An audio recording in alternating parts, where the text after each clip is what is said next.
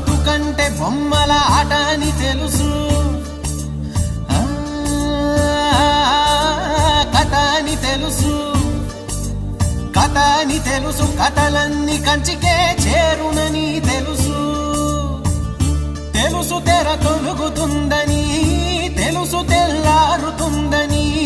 తెలుసు ఈ కట్టె పుట్టుకుమంటదని, తెలుసు ఈ మట్టి మట్టిలో కలిసిపోతదని, ఇన్ని తెలిసి ఇరకాటంలో పడిపోతావు ఎందుకని మాయా